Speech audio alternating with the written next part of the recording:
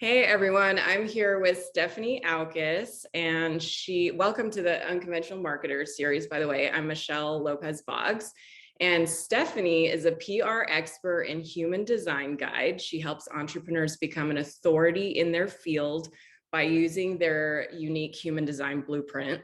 She has over 15 years of experience in PR and marketing and has helped many now famous brands become a household name. The press in her home country of the Netherlands describes her as a PR guru and a force of nature that challenges the way PR is done. Stephanie has always been looking for why certain sales and marketing techniques work for some people, but not others.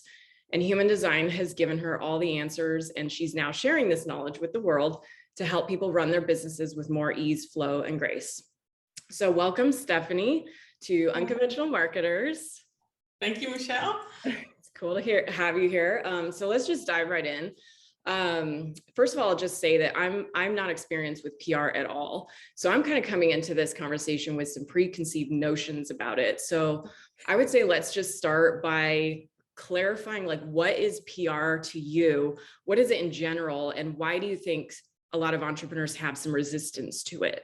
Okay, well, to me, I like one of the most important aspects of PR for me and what I do in my work is helping clients get publicity in the media. So we're talking about free publicity. We're not talking about advertising. And yeah, PR is just an important aspect if you want to reach a really big audience.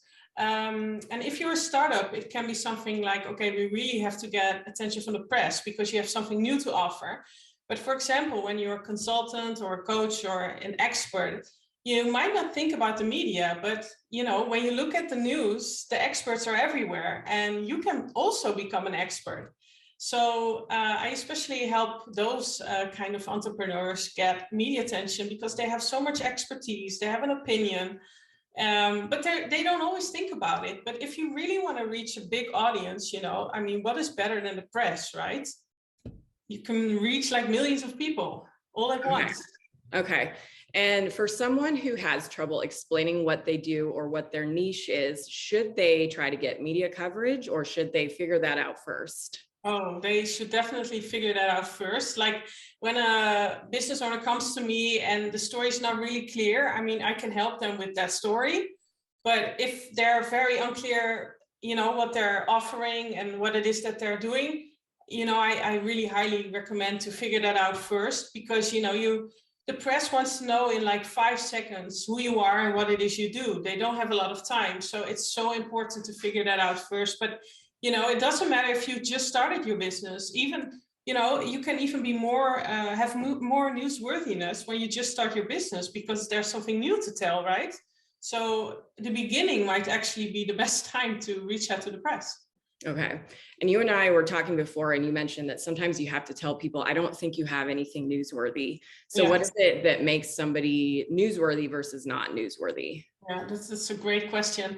I'll give some examples because a lot of things can make something newsworthy. Like what I said, if you are an expert in your field and you have an opinion that's a little bit different, or you have some thoughts to share that a little bit different that nobody talked about before, or you are going to approach it from a really different angle, that can really be newsworthy. But also like when you have a completely new product that you're bringing into the market, but not if the product's already out there and there are like 10 others doing the same thing, then I bet they already had publicity. So then it's much harder to get it. So like when you start out, you're new, that could really be the reason that they're gonna give you attention, especially like regional.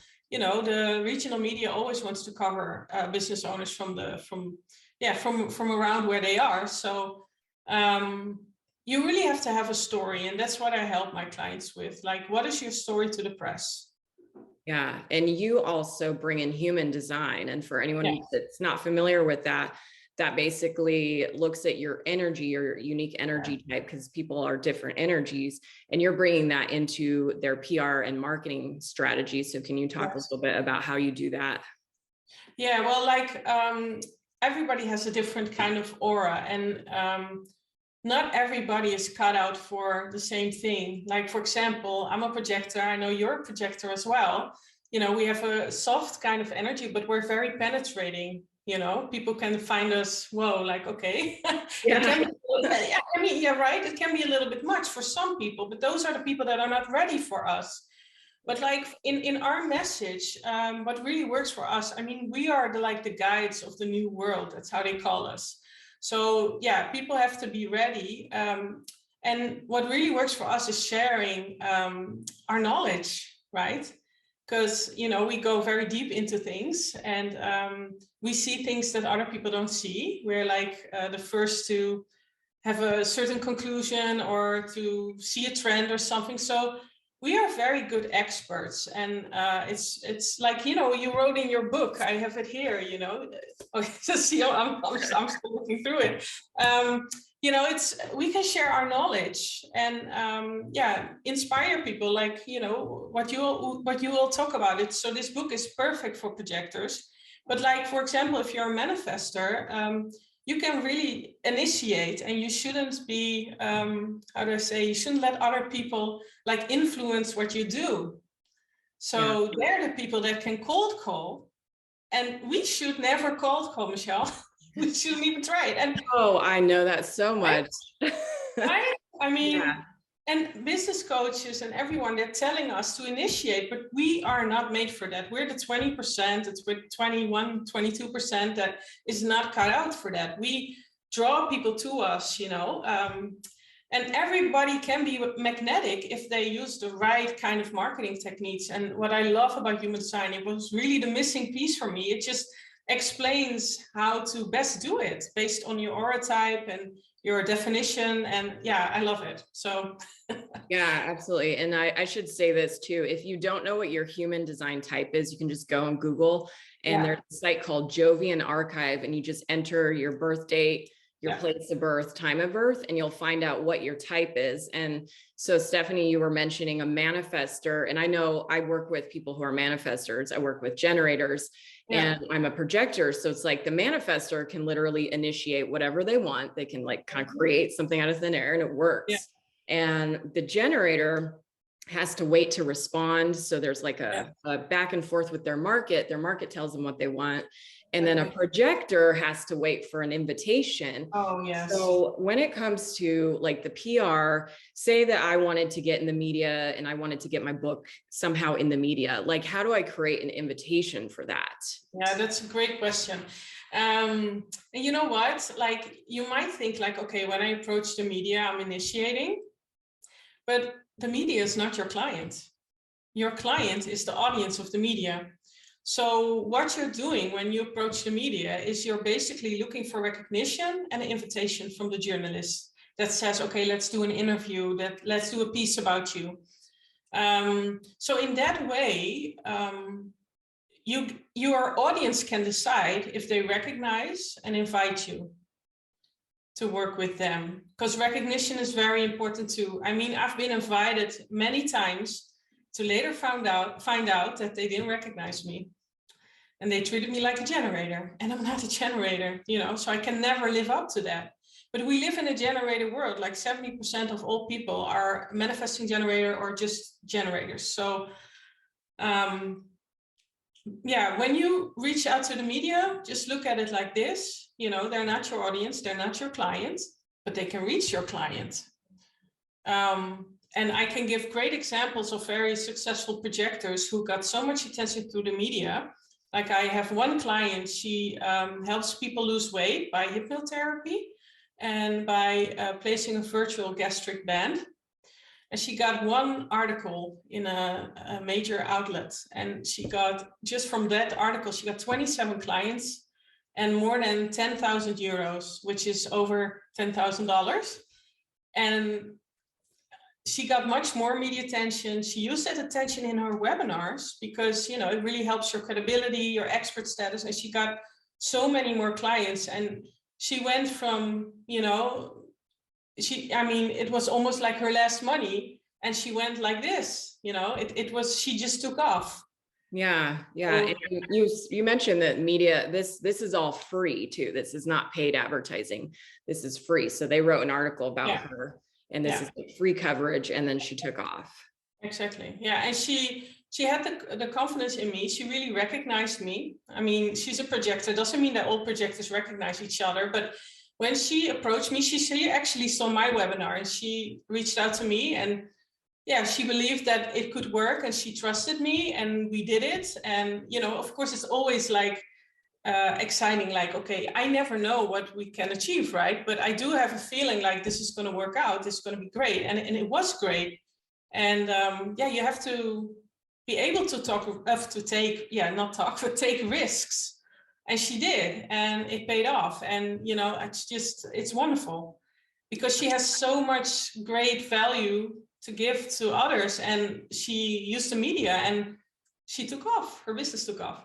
Yeah. And let's talk about that word recognition for a second. So this is really relevant for projectors in business. People have to recognize your brilliance, your insight, your wisdom, because if they don't, they're not going to invite you, and it's probably not going to be a right fit. So like, I don't try to reach people who don't recognize that I have value. There's certain people out there who just, you know, they judge me, or they don't like me, or they don't want to hear what I have to say. And there's no recognition there.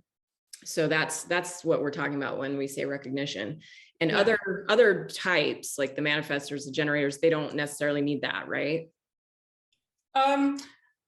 That's funny. No, they don't. Like, of course, I mean, somebody's going to approach them when they think they, you know, can help them. But a generator just has to wait to respond. Like, you know, for example, when they are in Facebook groups and they respond to a post, it could really work well for them. But when I do it, it's not really going to work for you. It has never worked for me. And it doesn't even feel good. So it's important to listen to what feels good. But of course, you have to get out of your comfort zone, right? But that's why it's so interesting to learn about human design, because you learn about how you are designed to live, but also do business. And when you know, you can use those techniques and see how it feels. I mean, for projectors, it can never be forced. Actually, for no one, it can be forced. But yeah, generators can respond, and manifestors can just initiate. They can do whatever they want. And we're still waiting, the generators and the projectors and the reflectors. So yeah. And what would you say, like, how would you fine tune that difference between waiting for an invitation, which is what projectors do, waiting for a response, which is what generators do? What's the difference? Yeah, well, the recognition and the invitation is so important for us, because otherwise you're not going to be on the same level with your client. They're not going to, it's just not going to be a very nice or fruitful collaboration, from my experience. And for generators, because like so many people are generators, it's much easier for them. So, for example, when they see that somebody in a Facebook group or on Instagram needs help, they can just jump on it. And when I do it, it just doesn't work. So they can basically respond to what feels good to them. So they have to listen to their strategy and authority. That's how it's called, their decision-making strategy, because each type has a specific decision-making strategy. And when they do, each type, and it depends on your authority as well. But if you listen to that, then things will go great for you. Yeah. And so strategy and authority are also two other pieces to human design. So for example, I have a defined spleen. So that means my spleen instantly knows if something is good or bad for me, healthy or unhealthy. And so it's instantaneous. And then that's quite different from somebody who has like a sacral authority where they feel it in their gut. Right. There's different ways that you feel like your internal authority. And I think reflectors, they don't have any authority, right? They don't have any internal authority. No, and I'm a mental projector. I don't have an internal authority as well. Okay. So, I mean, I'm jealous of you guys, the Hispanic projectors, because you can feel it instantly.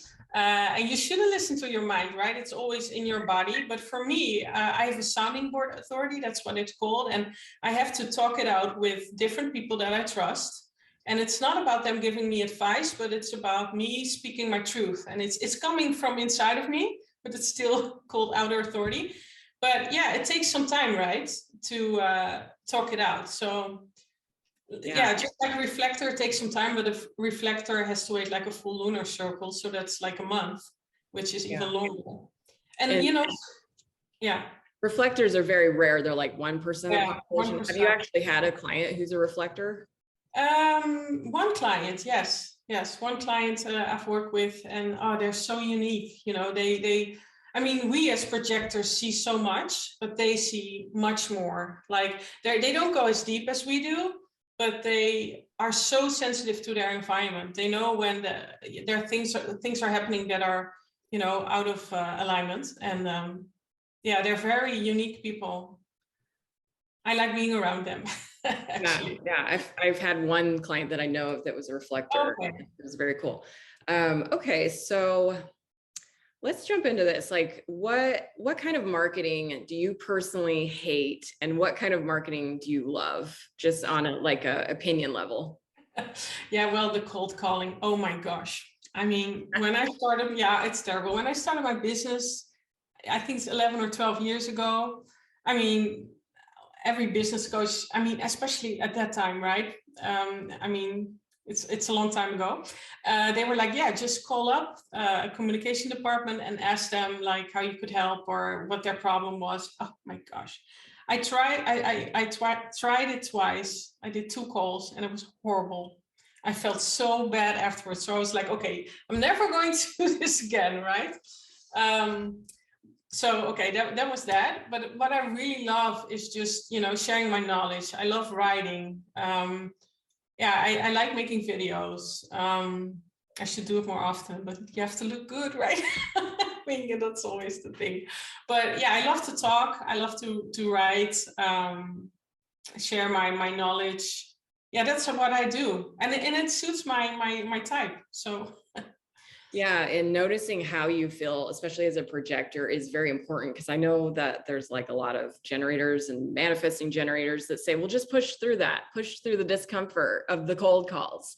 And it's like, I get that in certain areas, like having tenacity and diligence and work and all that. But like, how do you distinguish between all that stuff, which is great, versus like you literally feel terrible doing a cold call? Or just even like, I feel bad if I run an ad and people are like coming in and like, I don't want to call them. They need to send some type of text or message to me first, expressing interest, and then I will call them. I'm not going to waste time. And I've done it. I've tried it both ways.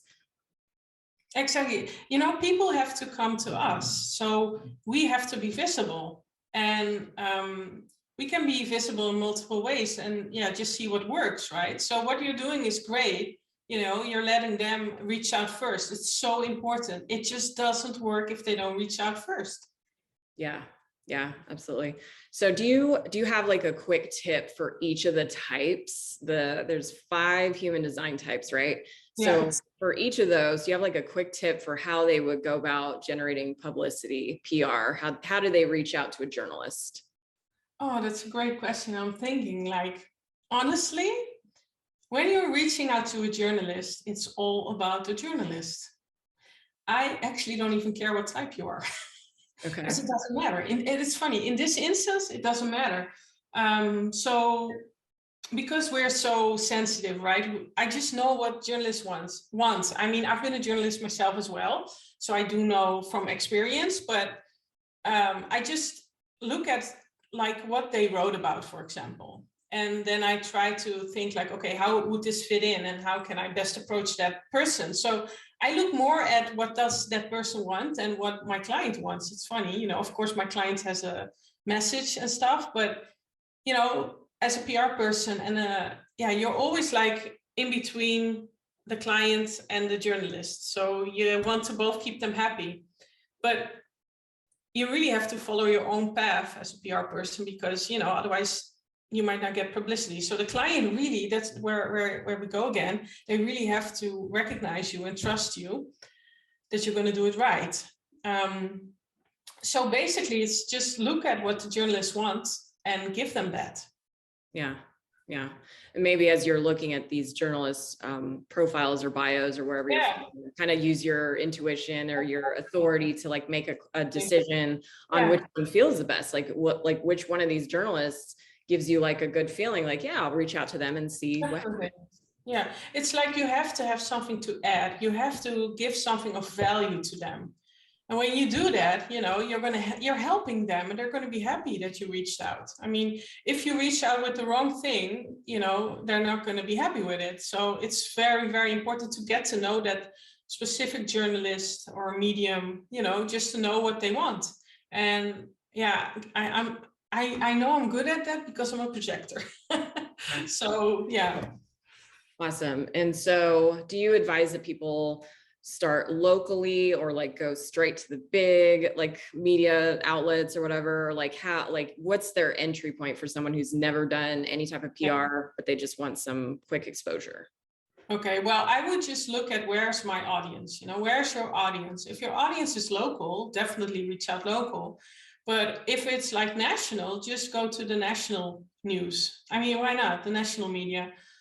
Because that's where your customer is. But like really look at, for example, it's so easy. Just go and buy some magazines, look at what sections there are, and usually they have a name, like it's a style section, and what are they talking about, and can I add something of value to this specific edition? How do you call that? That specific page, for example.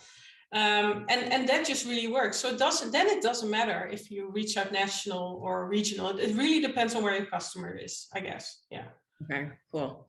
Yeah, so everything that I'm hearing in this interview is really cool. So the media coverage is free. You want to be different. You want to consider your energy type, which is human design. Go look up your profile. You want to make it all about the journalist, and you want to add value. I think that really summarizes it up perfectly. And then one other thing is I know you're a fan of my book, The Anti-Marketing Manifesto, How to Sell Without Being a Sellout. So I'm curious how that book has helped you with your own business.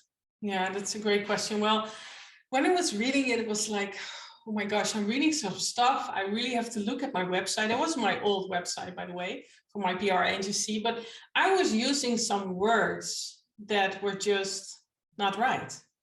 Like the word eyeballs.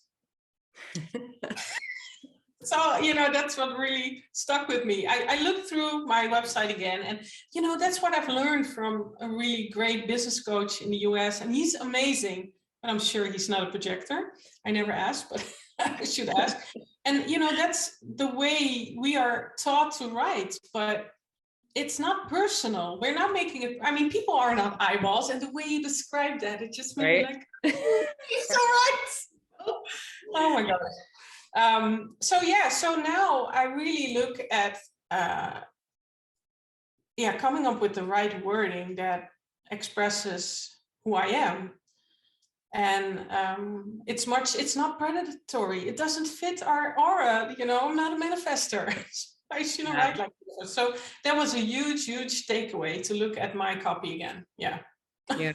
Do you think manifestors can get away with like predatory marketing but do it in like a good way? Because I notice a lot of them use like what I would call predatory marketing, but they are using it for a good purpose. Like they're like pushing for the sale, and they're getting you out of your comfort zone and that kind of thing. And sometimes it works, and sometimes people get very bitter because they're like, oh, they took my money and they pressure me and this and that. And that's just a person who doesn't know how to say no.